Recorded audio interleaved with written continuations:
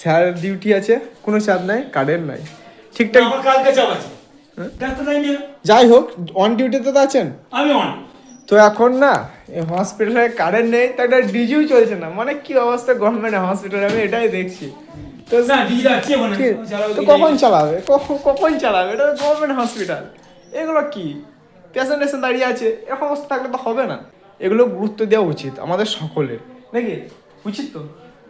তো এটা বোলপুর আমাদেরই রায়পুর সুপুর গ্রাম পঞ্চায়েত অঞ্চলে পড়ে। তো রায়পুর সুপুর অঞ্চলে এটা পড়ে, ঠিক আছে হসপিটালটা। আমাদের এখানে যা মেডিকেল ডিপার্টমেন্ট আছেন, প্লিজ এগুলো আগে ধ্যান দিন। এই ডিউটি অবস্থা এভাবে কারেন্ট না থাকায় কিছু লেখা যায় না, বা কোনো ওষুধটাও ঠিক মতো দেওয়া যায় না, এগুলো কে ঠিক করবে? কে? আমি ভিডিও বানিয়ে এসে বলে যাচ্ছি, কিন্তু আমার ভিডিওতেও নেগেটিভ কিছু আসবে আমি জানি, তাও আমি ভিডিওটা ছাড়বো।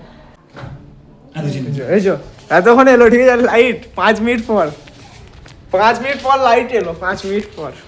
মানে আসবে দেখিয়ে দেবো। এটা গভর্নমেন্ট হসপিটালের নিয়ম, বলুন তো? এখানে পেশেন্ট দাঁড়িয়ে যায়, 5 মিনিট পর কারেন্ট এলো, এগুলো ঠিক করা উচিত, নাহলে আমরা কিন্তু কমপ্লেন করে যাব। আমরা সাধারণ জনগণ, এটা আমাদেরকে সেবাটা ঠিকঠাক টাইমে দেওয়া উচিত, কারণ আমাদের ট্যাক্সের টাকায় গভর্নমেন্ট চলে।